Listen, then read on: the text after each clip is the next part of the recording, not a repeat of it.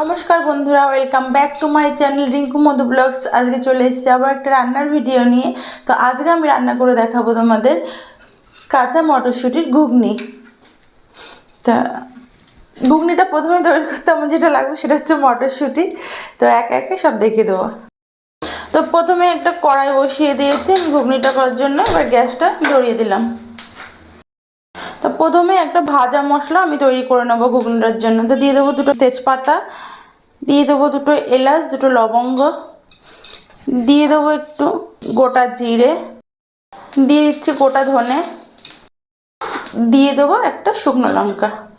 তো মশলাটা আমার সুন্দর করে ভাজা হয়ে গেছে, এবার আমি গুঁড়ো করে নেব। এই মশলাটা গুঁড়ো করে নেব। আর ভাজা মশলাটা হয়ে গেছে, এবার একটা কৌটোর মধ্যে ঢেলে রাখবো।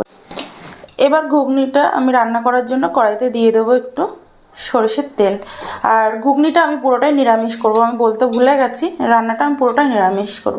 ফোড়নে দিয়ে দিচ্ছি দুটো তেজপাতা, দুটো শুকনো লঙ্কা আর একটু জিরে। ঘুগনির জন্য আলু ছোটো ছোটো করে এরকম কেটে নিয়েছিলাম, এবার আমি ফোড়নের উপরে আলুগুলো দিয়ে দেবো।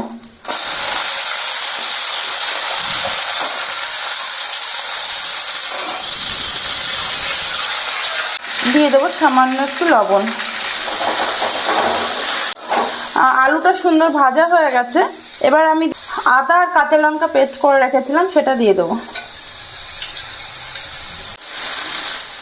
আদাটা দিয়ে আমি সুন্দর কষিয়ে নিয়েছি।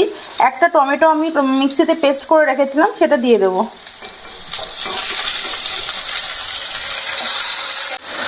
টমেটো বাটা, আদা বাটা, কাঁচা লঙ্কা সমস্ত কিছু দিয়ে আমি কষিয়ে নিয়েছি। এবার দিয়ে দেবো হলুদ গুঁড়ো 1 চামচ, দিয়ে দেবো 1 চামচ জিরে গুঁড়ো, দিয়ে দেবো 1 চামচ কাশ্মীরি গুঁড়ো লঙ্কা। আমি ঝালের জন্য আদাতে কাঁচা লঙ্কা ব্যবহার করেছিলাম, আর এটা কালারের জন্য কাশ্মীরি গুঁড়ো লঙ্কা দিয়ে দিচ্ছি একটু। দিয়ে দেবো স্বাদের জন্য সামান্য একটু চিনি। সমস্ত রকম মশলা দিয়ে আমি আলুটা কষিয়ে নিয়েছি, আমার আলুটা কষাও হয়ে গেছে। এবার আমি দিয়ে দেবো মটরশুঁটি। মটরশুঁটিটা দিয়ে সুন্দর করে একটু কষিয়ে নেব। মটরশুঁটি আর আলু দিয়ে মশলা দিয়ে কষানো হয়ে গেছে, এবার দিয়ে দেবো সামান্য পরিমাণ জল।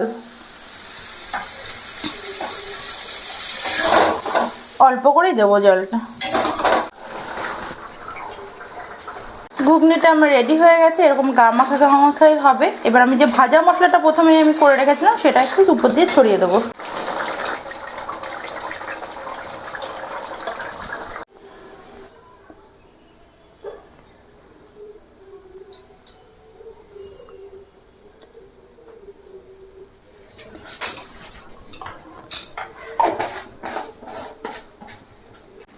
রেডি হয়ে গেছে আজকের রেসিপি মটরশুঁটি দিয়ে ঘুগনি।